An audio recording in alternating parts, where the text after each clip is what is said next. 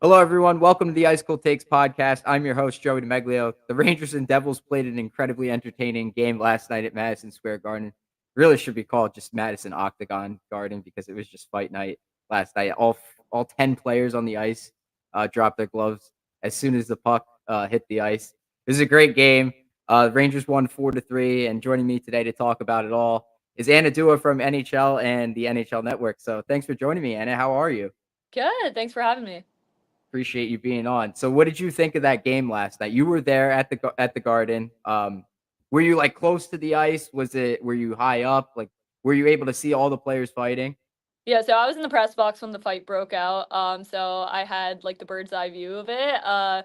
Craziest start to a game that I've ever seen for a game that I've covered for sure. It was wild. Like as soon as the puck dropped, everyone went at it. Gloves were everywhere. The entire arena was like rocking and rolling. It was wild. I mean, I've never seen anything like it. It was absolute insanity. Now, so before the game, they gave the starting lineups, and and McDermott were both out there at the same time.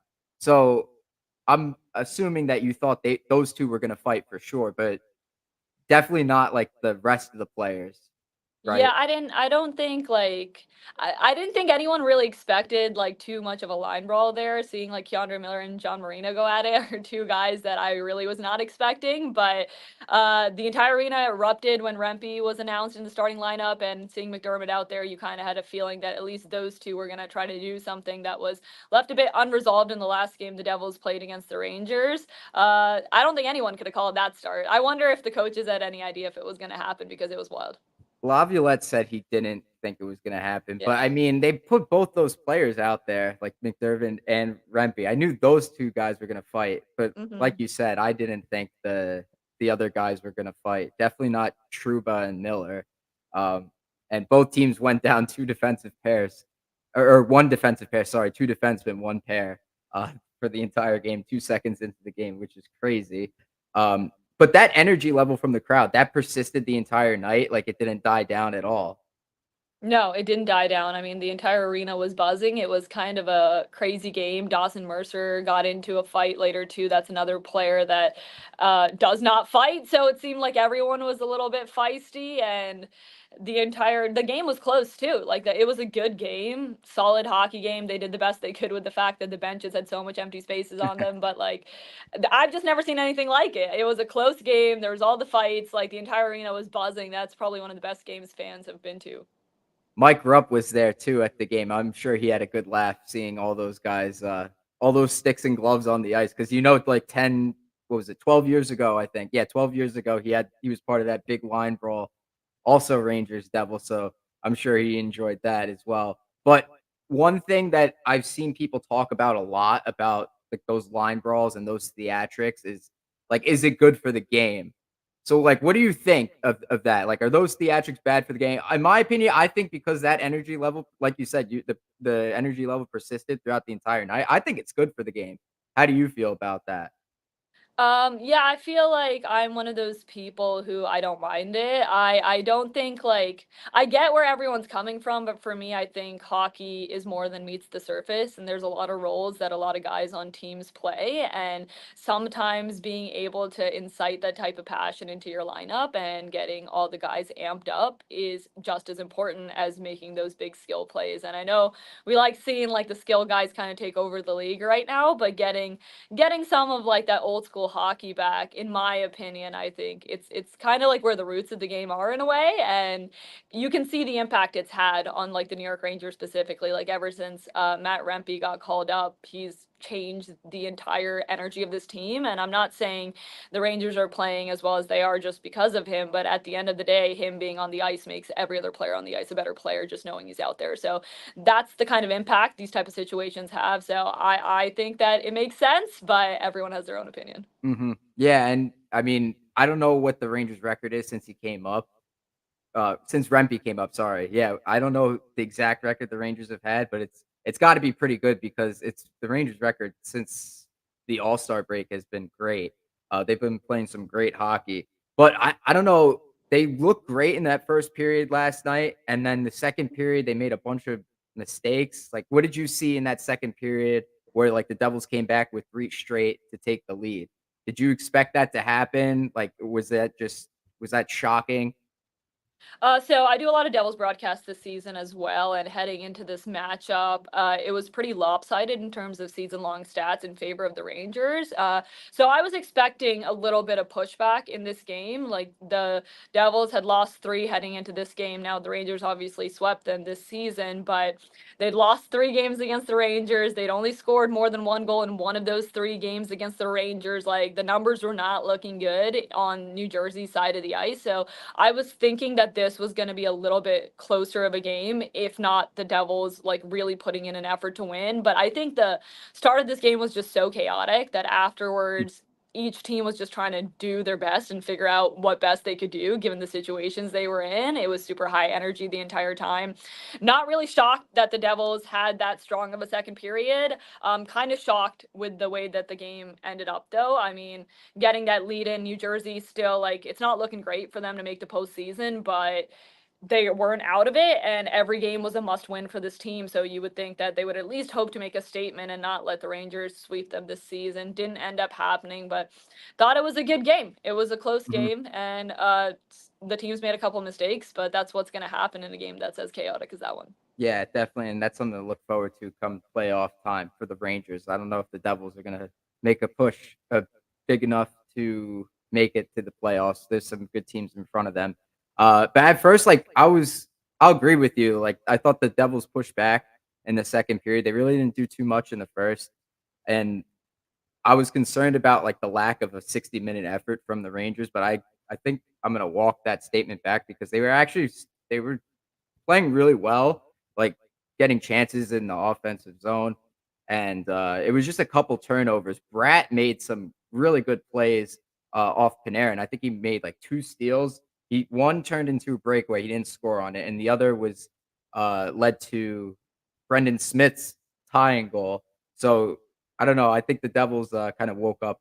I'll agree with you, they woke up in the second period, but then the conclusion of the game, like, the 3rd period, um the way that all played out, how was, like, the energy from the crowd, like, when Kako scored to tie it? Was it, like I know you said, like, the energy didn't die down at all, but did it pick way back up, or did it stay, like, mostly the same from that point on? I feel like Madison Square Garden has definitely just been bumping as of late. They were pretty amped when obviously Kako tied the game. They were amped when Kreider scored. Like at the end of the day, they're going to be excited. Their team's winning. It's looking really good. Like the New York Rangers are looking the best they can heading into the postseason, and you can tell that the fans are super amped about it. But yeah, this arena's been like buzzing. I've been there a couple of times for work over the past month or so, and it's certainly quite loud. It's always one of those arenas that's a fun spot to be in for work. Like Madison Square Garden is one of my favorite arenas to cover games in, but as of late, it's definitely the loudest I've heard it. Hmm, yeah, I wonder if that has anything to do with, like, the Knicks because they're playing well. They're playing great as well, and that doesn't usually happen where both teams are good at the same time. So, maybe that contributes a little bit to it. But I wanted to ask you, I saw last night, this is pretty funny, like, did you have hiccups at the Garden? I did have hiccups at the Garden. It was unfortunate. It was before I had to do a hit, like probably like 5 minutes before, and I was really nervous. You prepare for a lot of things working in sports, but getting the hiccups before you have to go on TV is definitely not one thing that I was prepared for. And I was like, oh God, like how am I supposed to talk about this game if I like cannot stop hiccuping? But they did go away before I had to do my hit. I got through it, so thank What God. what Otherwise, did that would Johnny have been come up and scare you? Johnny wasn't there actually, so Johnny was not at the game. I was left by myself to deal with my hiccup situation, but it's all good.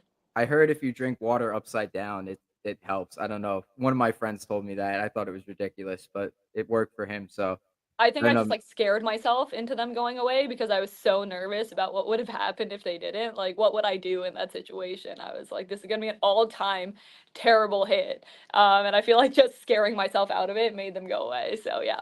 How do you scare yourself though? Like, what did you just pretend that calzones don't exist anymore or something? Exactly that. No, I was just like, oh my God, this is gonna be a disaster. Like this is bad. Everyone's gonna tweet it out and it's gonna be terrible. I'm just thinking about like what it would have been like if I had to like I don't even know how I would have done it if I had the hiccups. It would have been like all time, probably worst moment in my career. So just thinking about that got them to go away. It's crazy. Like all this stuff, like, you work for the NHL, like, not looking in front of a camera, not speaking to a massive audience, none of that scares you, but it's like the hiccups. That's the thing that's gonna hold you down, like, of course.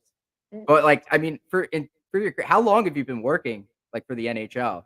Like, how many So it's years? been 2 years, Okay, so you're as of, new. like, a week ago, so yeah, I've been here for 2 years, time is flying, this is my 2nd full season with the league, so it's been a fun ride, I can't complain. So what do you do exactly in the NHL office? Is it just social media, or is it, like, stuff for the playoffs? Like, what exactly do you do? So, like, I'm a host and reporter, so we have, like, a bunch of different shows that we do and, kinda all over the place for that. The league has its own studio shows that I'm a part of, and then I do other stuff for the network. I do stuff for, like, Devils for MSG, so kind of all over the place. Everyone has always asked me, like, what I do, and I'm like, "I don't know, it changes on a daily basis." Okay. So that sounds like what Johnny used to do before he made it to Daily Faceoff. He was doing a lot of different things uh between college and the Rangers and stuff like that.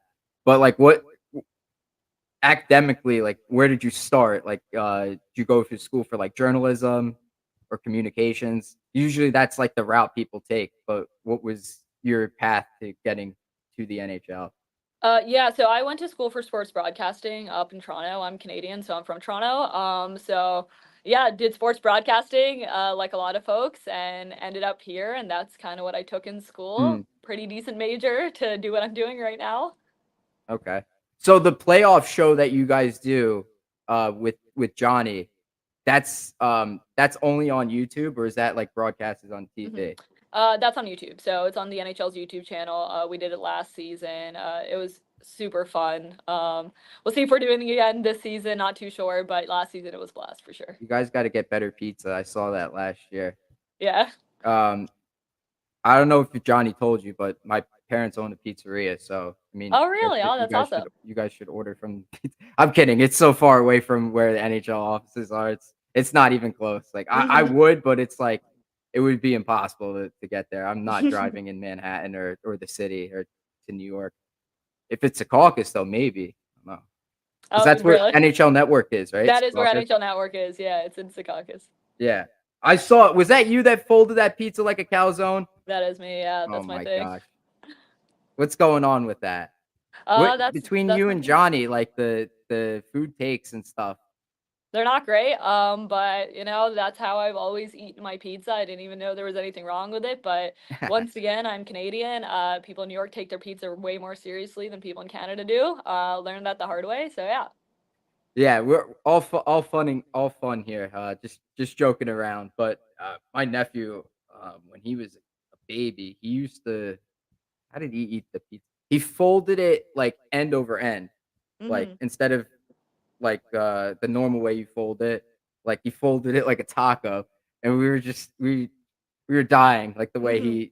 he figured that out as, like a two-year-old.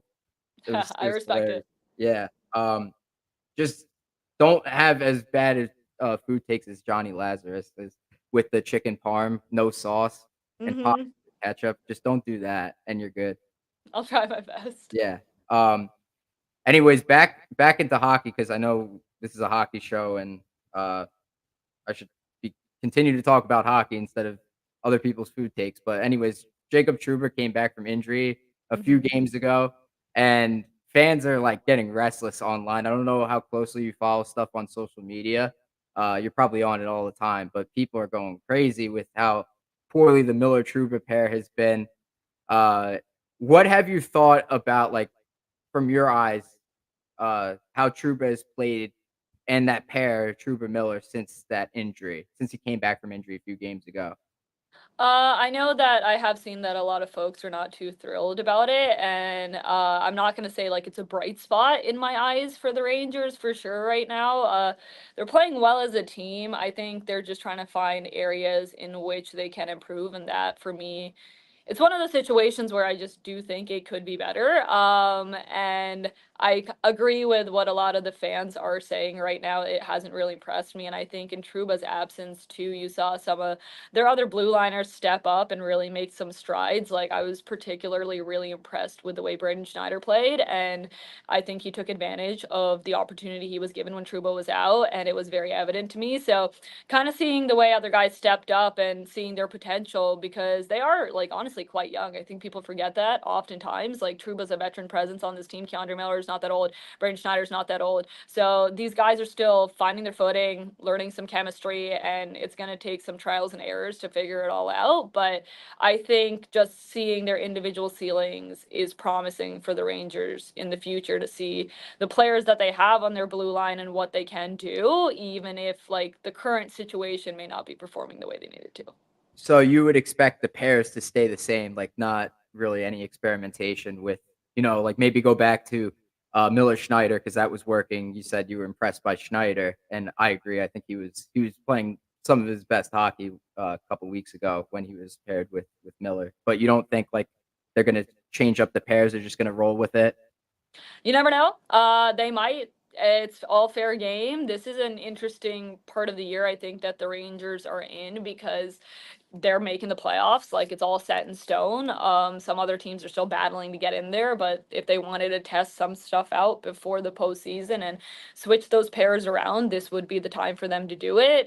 They can't get too comfy. Carolina's right on their tails right now, depending on who they want to play or what situation they want to end up in. I don't even know like what's going to be the best outcome, because it seems like getting a good position in your own division standings might not be the best situation if you end up playing like the Tampa Bay Lightning or someone like that. So don't know what's happening in the East right now and what situation folks want to end up in, but this is an opportunity that the Rangers have to try some stuff out before the postseason, because then there's no room really for error once you get into the Mhm. playoffs. What did you think of Zach Jones when in that time where Trouba and Gustafson were hurt? Did he stand out to you? Yeah, that was another one. Honestly, like I think that he impressed me as well. It's just like once again, like you have to give certain players a little bit of bandwidth to figure out their game. Like it did impress me a lot, like how many shots on goal like Zach Jones was able to produce, and you could really see his presence out there. And even if he didn't get on the score sheet, like I know he did sometimes, but it's like even if he didn't, you could definitely see the impact that he was making. And you got to give these players some time. It Mhm. takes strides, it takes effort to make it into the NHL and have a lasting impact and have a lasting role. And so many of these guys are just so incredibly young, and I'm sure they're going to figure it out. But I was very impressed with a lot of the players when Trouba was out and how they kind of performed given that extra amount of ice time and opportunity. Yeah, I don't know about you. I would like to see Jones come in the lineup for Gustafson for at least for a couple more games. I don't know about if Laviolette will do it for the playoffs because he's so young and he hasn't played in the playoffs before. But like maybe for like a game two, I don't know. Like, could you see something like that happening where Laviolette scratches a veteran in favor of a younger guy with this group of guys, or is that like unrealistic? You never know. It could happen. Like anything is fair game, to be honest, in the postseason. Uh, it depends on a nightly basis. I'm not Peter Laviolette. I don't know what decision he's gonna make, but at the end of the day, like Eric Gustafson is a player too that I think is kind of like sneaky and could be a good piece for the Rangers if need be. He impressed me with Washington. I thought he was like pretty decent over there, and I was pretty excited when he came to the Rangers. I thought that was like a pretty decent addition that they had. So I think he's being a little bit undervalued. There's a lot of good things about this team, but you never know. Like once the postseason rolls around, all of a sudden, like it starts fresh. And some of these performers we're seeing who are having like great regular seasons, they may not have the best postseasons, and some of these performers we're seeing who are not having the regular season a lot of folks expected them to might be like the playoff superhero. So I've been a fan of him in the past. I think he's pretty decent, so I'll give him an opportunity to stay in the lineup over Mhm. Zach Jones. Zach Jones still has some time to go in my eyes. It's a good point you made about how some players that play well in the regular season maybe not show up as much in the playoffs. Like a lot of people called out Panarin for that last year. Hopefully that doesn't happen again this season. I don't think it will because he's playing really, really well. Um, this is probably the best season he's had in his career. Actually, it is because he's never had 100 points before. Um, so moving on to one of my final questions here for you. Who's your pick to win the Stanley Cup? So in the preseason, I made my predictions for the year and how it was going to pan out, and I had Carolina winning the Stanley Cup, and I'm still going to stick behind that. I think it's the Hurricanes' year. Sorry, I hate to break it to you, but I think that this team is just so well equipped to go into the postseason, and they kind of solidified that at the trade deadline with adding the pieces that they added. They're usually a team that does not make a splash at the trade deadline, and this year they added Jay Gensel, they added Evgeny Kuznetsov, and they look scary. Frederick Anderson's back. It's looking good for Carolina, so I'm sticking with that. Do you think that they're going to go through the Rangers in the playoffs to get there? You never know. I don't know Yeah. how it's gonna shape out. Like this is honestly like the year I've said this multiple times on so many shows. I don't remember a season where this many teams were still in contention to make the postseason this late in the year. Like the second wild card spot is pretty much anyone for the taking. No one wants to play Tampa. So the way the East is gonna pan out, there's gonna be no easy road to like the Eastern Conference final. And I don't know how it's going to shape up. You don't even know if the Flyers are going to finish third in the Metro. You don't know if it's going to switch with someone else. So could not tell you any playoff matchup until it's like locked and loaded, and then we'll see how it pans out. Okay, we've reached ice cold takes time. The ice cold take segment. An accurate statement backed by facts and observations that is solid in nature, similar to a block of ice, i.e., spot on claim. You've had enough time to think about this, so I need you to make like a bold prediction, like who's winning the division, the Metropolitan Division, and how far is that team going to make it in the playoffs? I think the Rangers are winning the Metropolitan Division. That's not my ice cold take. I still think Carolina's taking it, so I don't know how far the Rangers are going to make it into the postseason. I think Carolina's the strongest team set up for the playoffs in the Metro, but my ice cold take, at least for the Rangers, is I think that Vincent Trocheck is going to lead the Rangers in points in the postseason. Ooh, I like that one. That's a good one. He has been playing really, really well. That's actually my ice cold. That's related to my ice cold take. Sorry, it's not the exact same. But 10 years ago, the Rangers had a line. Their third line was Pouliot, Brassard, and Zuccarello was their third line, and that was like their best line all season. I think this year that Panarin, Trocheck, Lafreniere line is like that equivalent, the 2014 equivalent. So that's my ice cold take. Nothing too fancy or whatever, but I like yours. Trocheck leading the Rangers in points for the playoffs. That's a good one. Anything else to wrap it up? Anything else you want to add before we wrap up the interview here? Where can people find you? You can find me on my socials at Anna Noel Do on Instagram and Twitter, and then all over the NHL, the NHL Network, anywhere. I don't think I'll be on MSG Networks for too much longer with the way the Devils are playing as of late. But I know this is a Ranger podcast, but I gotta pump the New Jersey Devils as well. It's been a blast getting to cover their games all season. Yeah, yeah. I'm glad you enjoy working for MSG Networks. I'm glad like the experience is good. That's nice to hear. That someone that's going into the field soon. Just to reassure myself that I'm getting into the right field here. You know what I mean? Like that the Yeah. experience is good and stuff. Well, anyways, Anna, thanks so much for joining and doing this with me. I really appreciate you taking the time to do this. Yeah, of course. Thanks for having me.